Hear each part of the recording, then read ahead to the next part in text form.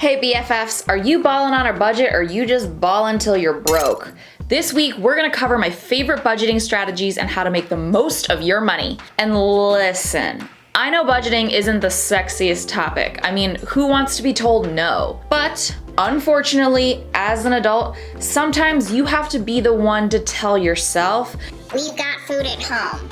A functional budget will not only make sure that your income can cover your expenses, but it's also a super easy way to find dollars that may have been wasted on things that you don't actually care about. I'm never gonna be the one to tell you that you have to skip avocado toast or Starbucks if you wanna buy a home. But skipping those things could mean more money for you to invest with, or for a larger, more impressive treat yourself experience or item at the end of the year. And you already know what I'm gonna say, but I'm Vivian, your Rich BFF, and your favorite Wall Street girly, and I'm gonna walk you through my top 4 budgeting frameworks that will help you know exactly where your dollars are going. Please like, comment, and subscribe to learn more about being good with your money. Let's get to it.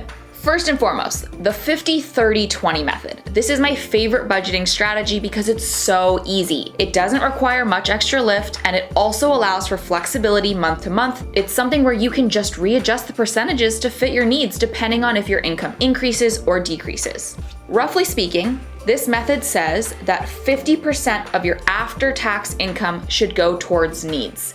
This encompasses basics like the rent for your apartment or your mortgage payment, your utilities, weekly groceries, your car payment and gas if you need to get to work. 30% then goes to wants. This includes things like going out to eat, spending on cute clothes and accessories, trips to the nail salon, entertainment like your Netflix subscription or concert tickets. And finally, 20% goes to building your financial future, aka saving, paying down debt, and investing. This works best for people who love using tracking apps to see where their money is being spent, and for folks who aren't in dire financial straits, but could use a budget to help control any impulse buying and to have guardrails to guide their spending. By knowing roughly where you'd like your money to go, you'll be able to determine if you have extra wiggle room this month for brunch with the besties before you show up. Up next, zero-based budgeting. It's a bit more clunky, but really great for folks who have feast, famine income and spending. This is the budget for you if you work in an industry where your monthly or quarterly take-home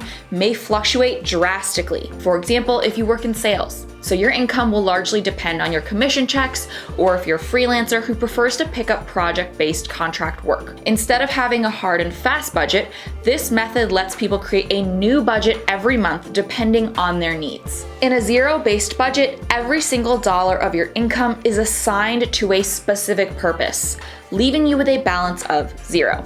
You'd anticipate upcoming expenses and assign yourself certain allocations of money for specific reasons. For example, you'd have housing expense, grocery expense, car expense, an entertainment expense, a dining out expense, and even a savings expense, a debt paydown expense, and an investing expense. This helps you earmark dollars for their specific tasks. On months where you made more money, you could increase the saving, investing, and debt paydown expenses, as well as the dining out and entertainment expenses. But on months where you'd make less, this budgeting method would also let you cut back on those categories as well. If you find that you're the type of person who is tempted to impulse spend any extra dollars you see in your bank account, this is a great budgeting strategy to help you combat that. If you find saving is the part where you really struggle, reverse budgeting is the budgeting method for you. Reverse budgeting focuses on paying yourself first and then allocating towards your expenses with what's left over. You're essentially categorizing saving as even more important than your other bills. This is a great method if you find that you dollar dribble and end up not being able to save at the end of the month. And last but not least, half payment budgeting. The half payment method splits the cost of your bills into 2 lump sums, so one paycheck covers one half of your expenses and the next paycheck covers the other half. So for example, if you make $4,000 per month after taxes, you'd essentially be getting one paycheck for $2,000 around the 15th and another around the last day of the month. If your rent was $2,000, you'd allocate $1,000 per paycheck to rent. If your groceries were $300 for the month, you'd allocate $150 per paycheck to groceries. You get the idea. This helps prevent any major highs or lows in your bank account and will help keep your cash flow more steady.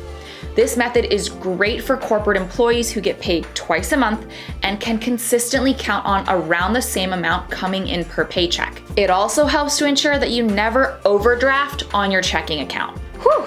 Thanks for sticking with me through those 4 great methods. I want to close this video by making it clear that there's no correct budgeting method.